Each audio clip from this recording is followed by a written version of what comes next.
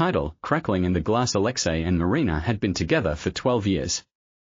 He was an engineer in a design company, calm, reserved, with a quiet sense of humor and a love of order. She was a literature teacher, bright, impulsive, emotional, always alive in movement and thoughts.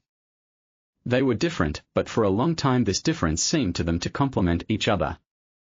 They had a cozy house, not one of those where everything is in the latest fashion, but in every corner you could feel, they love here, they lived here, they tried. Their daughter, Varya, a schoolgirl, drew on the walls with felt-tip pens, and Marina did not scold, let the memories of childhood remain. Alexei only shook his head, but touched up the corners so that it would not be quite like in the entrance hall. Over the years, as often happens, the conversations became shorter. Not because there was nothing to say, but because everything was clear anyway. And then, one day, it became unclear. Alexei started coming home later, Marina stayed late at the department more and more often. The house became quieter. They didn't quarrel, they just each lived their own life. He noticed it before she did. He caught himself talking into the air, not to her. But, as a rational person, he thought, this is a period. We need to wait it out. He wasn't jealous. Neither of his students nor of his friends. He trusted them completely. But in vain. Nikita is Marina's former student, now an aspiring writer. Young, assertive, with sparkling eyes and texts that were liked by competition judges but weren't read on the subway. He came to her for reviews. She read, discussed, and was inspired.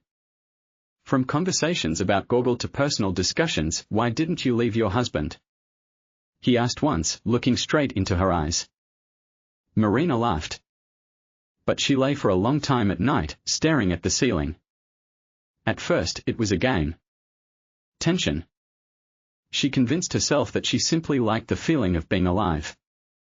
Then a kiss. Then guilt. Then repetition. Alexei didn't find out from her.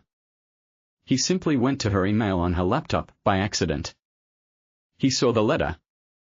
Undisguised, too personal, with details that left no doubt. He didn't even have a flash of anger. Just silence.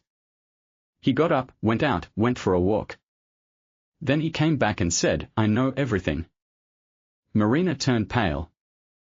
She didn't deny it. I'm sorry, she said, I didn't plan it. It just happened.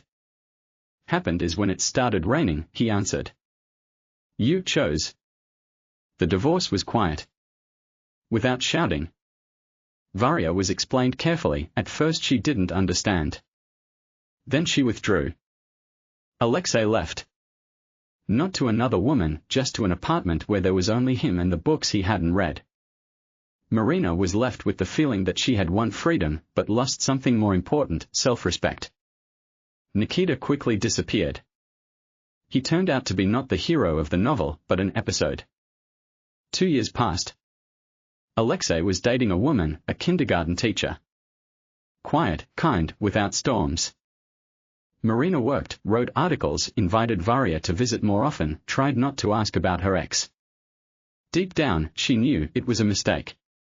Not passion, not love, not fate. Just a mistake. Destructive. And irreversible. The end. Sometimes it happens.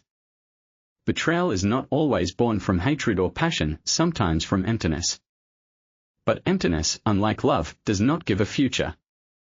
It only absorbs what is. Continued, roots after the storm. Another 6 months passed. Alexei, it seemed, finally began to breathe deeply.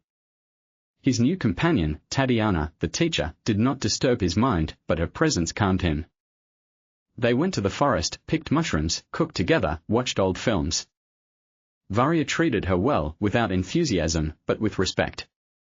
Alexei did not like to talk about the past. He learned to let go. But when on an autumn walk Varya asked, Dad, have you forgiven Mom? He was silent for a long time. Then he said, I do not hold a grudge. But forgiveness is not always a return. Sometimes it is just silence inside. Marina experienced a sharp maturation during this time.